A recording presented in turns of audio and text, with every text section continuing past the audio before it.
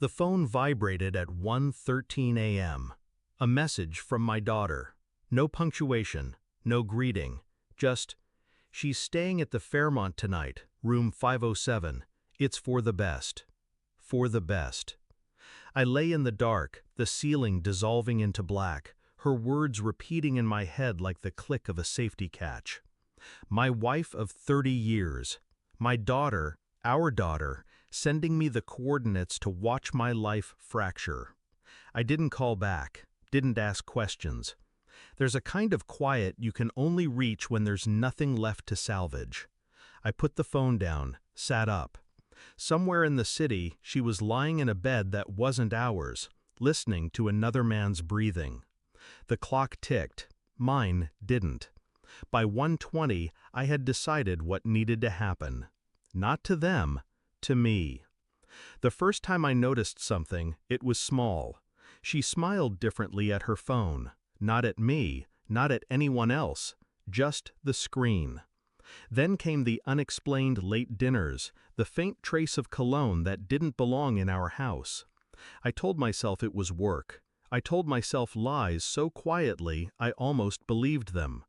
But my daughter, always too observant, began making strange suggestions. "Maybe you should give Mom more space. Let her feel free. It's healthy." She said it casually, over coffee, like she wasn't loosening the bolts of the bridge I stood on. I didn't connect it then, not fully. I thought she was misguided, not complicit. But the night of the message, her choice of words, "for the best," sounded rehearsed. Sympathetic on the surface, hollow underneath. I didn't argue, didn't go to the hotel. I just began planning. 3 weeks, that's how long I let it breathe. I became a shadow in my own home. Calm, polite, predictable.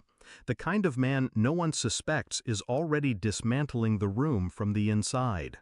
I checked her phone while she showered, downloaded her call logs, her messages. A name appeared often, first name only, Daniel. I traced the number to an office supply rep. Married, no children, photographed in corporate newsletters with the same fixed grin in every frame. I collected hotel receipts from the glove compartment of her car. She didn't hide them well. Guilt makes people lazy. But my daughter, her involvement wasn't clear yet.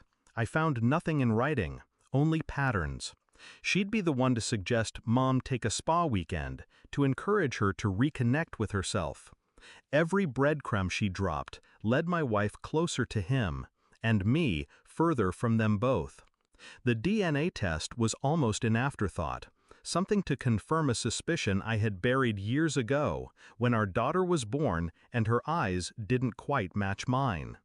When the envelope came, I didn't open it, not yet. Some truths need to ripen before you cut them open.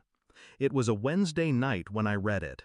The words were clinical, printed in neat black type. Probability of paternity, 0%. I stared until the ink blurred.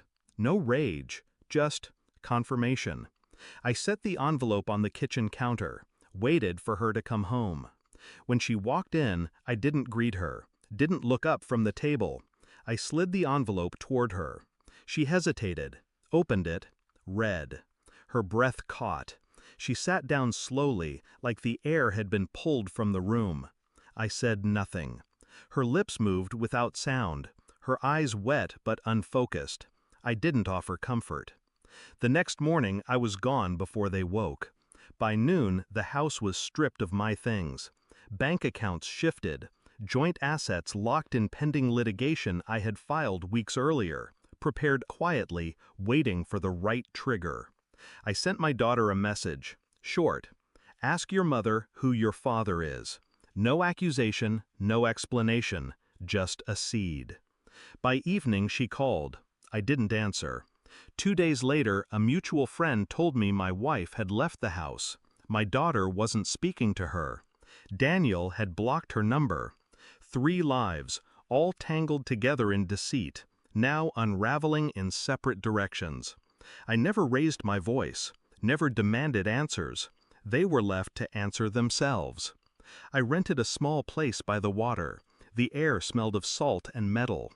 The first night, I sat on the balcony watching the tide erase footprints from the sand. 30 years, compressed into a thin folder of legal documents on my desk. A marriage, a child, a history, gone, yet somehow cleaner this way. People think revenge is about fury. It isn't. It's about leaving a silence so sharp it cuts on its own. I didn't care who my daughter called Dad now. I didn't care who my wife lay beside. What mattered was the truth was no longer mine to carry. It was theirs, and the weight of it would never leave them. Some debts aren't collected with money or blood. They're collected in the quiet, when there's nothing left to say.